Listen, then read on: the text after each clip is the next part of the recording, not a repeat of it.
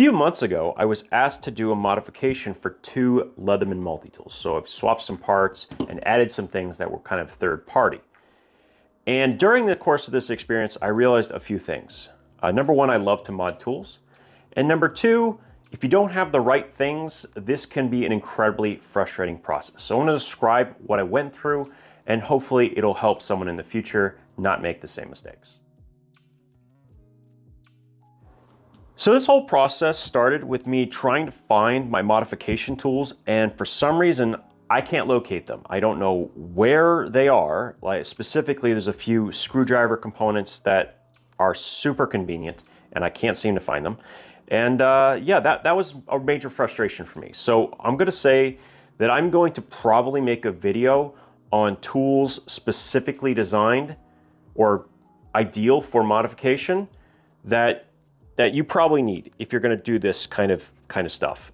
So I think that's gonna happen in the future. Now, luckily, my most important tool, which is this thing right here, I could find. Now, this is a very inexpensive tabletop vise. And what I like about it is their articulating head that lets me get various different angles. And that's really important when you're working with these types of tools. When I had to put the pivots back through the plier head, I had to make sure I was lined up with that hole. So I had it tilted in such a way where I was pushing up through it so I could watch as I'm getting exactly in the right place and then put all the pressure necessary to send the pivot back through. Now there might be better ways to do this, and I'm gonna think about that in the future, but this tool is absolutely essential, and I think I paid less than $20 for it. So definitely a good thing to have. Now, as far as other tools I use this pair of tweezers almost exclusively. I really like the right angle that it has, and I also like how stiff it is all the way out to the tip. Now that's very important for me because I'm holding very thin washers, and I don't want to squeeze so hard that I end up shooting that washer somewhere.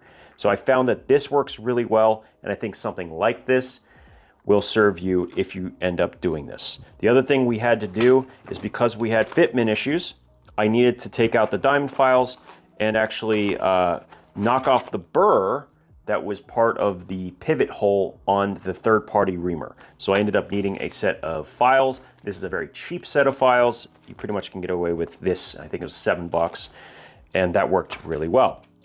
I also couldn't find my plier wrench, my large plier wrench, which really annoyed me because it's the perfect tool for squeezing these together right here in order to get it lined up if it doesn't quite fit. Now, this is not really the issue with the Wave and the Charge as much, but I've had this happen to me with things like the Multitool 300 and the Leatherman rebar, and so having a large pair of locking plier wrench is really important. Those parallel jaws that move like this, they're just the perfect tool every single time. I really missed that tool, so I ended up having to substitute. I wasn't pleased with that either.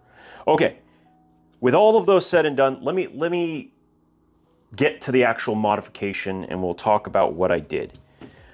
We had a couple things that this gentleman wanted. Number one, he wanted to move the S30V blade from the Charge Titanium, Charge TTi, to the Leatherman Wave. So we have a blade swap, and thankfully the tangs are identical, so it's a very simple process. The lockup is still really good, and I've dialed it in such a way that there's no side-to-side play, but I can still easily manipulate it. And I always use super lube after this process. You could use the grease version, and that works too. But what I like about this stuff is that it's not exactly something you would eat, but it is food grade, meaning that if a little bit gets into food, if you're cutting an apple with your multi-tool, it's not like overly toxic. So I do really like this. This is what I use, and it makes it incredibly smooth. I can almost like flick them out at this point. Actually, I can. And so that is great. Works really well. And I think I got it dialed in on pretty much all of the tools at this point.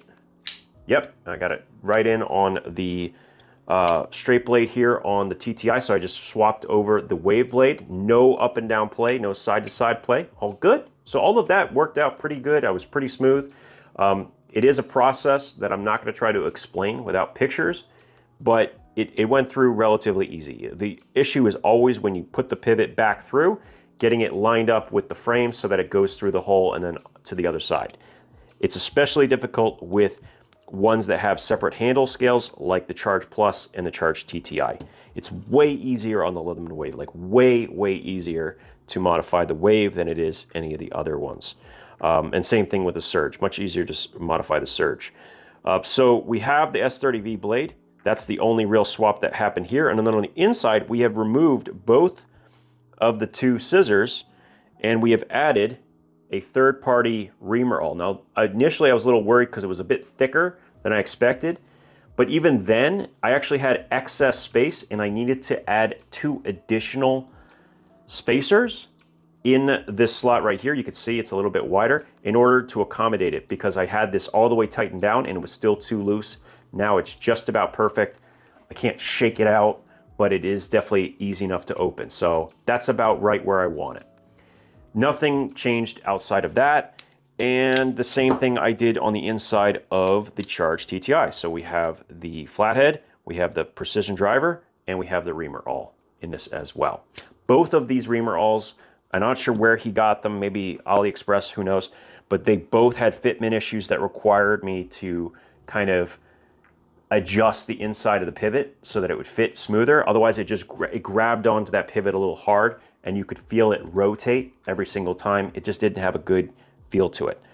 That's what I did. I also swapped out the serrated blade on the TTi from the hook, parcel hook version to the non-parcel hook. And this is just, I think this is such a cool mod because it showcases how so many different people have different opinions on what they want in it. This is actually some of people's favorite feature is actually the hook.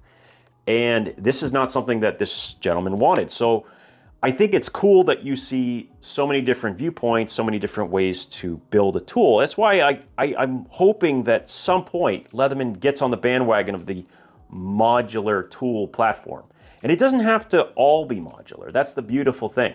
It can just be 1 or 2 outer implements, kind of like what they did with the Leatherman Leap. It could be like that. And I'm hoping they do that because of this exact thing that you're seeing here. People want different things, and I think that's perfectly legit. Everyone's life's a little bit different. Now I'm going to close this video up with something that's actually really exciting news.